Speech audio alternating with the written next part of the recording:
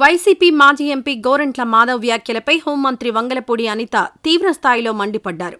శనివారం మీడియాతో మాట్లాడుతూ కూటమిలో అంతర్యుద్ధం లేదని, వైసీపీలో అంతర్యుద్ధం రాకుండా ఆ పార్టీ నాయకులు చూసుకోవాలని హితవు పలికారు. నోటికొచ్చినట్టు మాట్లాడతామంటే కుదరదని, ఇక్కడ ఉన్నది వైసీపీ ప్రభుత్వం కాదు, ఎన్డీఏ ప్రభుత్వమన్నారు. వాక్ స్వాతంత్ర్యం ఇచ్చారు కదా అని ఏది పడితే అది మాట్లాడడం కుదరదన్నారు. రెచ్చగొట్టే వ్యాఖ్యలు చేస్తే సహించేది లేదని అన్నారు. రెడ్ బుక్ ప్రకారం తాము ముందుకెళ్తే వైసీపీ నేతలెవరూ రోడ్లపై తిరగలేరంటూ వార్నింగ్ ఇచ్చారు. పోసాని కృష్ణమురళిపై రాష్ట్ర వ్యాప్తంగా 17 కేసులున్నాయని తెలిపారు. కక్షపూరిత రాజకీయాలు చేయడం లేదని, అలా అని తప్పు చేసిన వాళ్లను ఉపేక్షించేది లేదని హెచ్చరించారు. చేసిన తప్పుకు శిక్ష నుంచి తప్పించుకోలేరని తేల్చి చెప్పారు. పోసానికి స్క్రిప్ట్ ఎవరిచ్చినా అనుభవించేది రాజానే అని అన్నారు. పోలీస్ శాఖలో 900 కోట్లు గత 5 ఏళ్లలో బకాయి పెట్టారని, అవన్నీ తాము తీరుస్తున్నామన్నారు.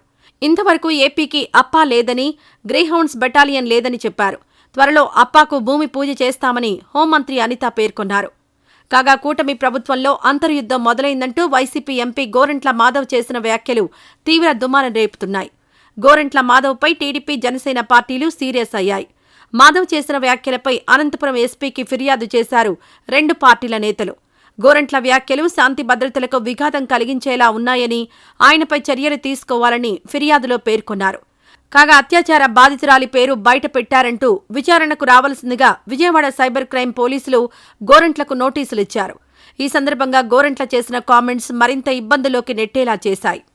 ఈ వీడియో నచ్చితే లైక్ చేయండి. అలాగే మా ఛానల్ ని ఫస్ట్ టైం కనుక చూస్తున్నట్టయితే ఇప్పుడే సబ్స్క్రైబ్ చేసుకుని పక్కనే ఉన్న గంట సింబల్ ని యాక్టివేట్ చేసుకోండి. అప్పుడే మేము పెట్టే ప్రతి వీడియో మీకు నోటిఫికేషన్ గా వస్తుంది. అలాగే ఈ వీడియో పూర్తిగా చూసినందుకు ధన్యవాదాలు.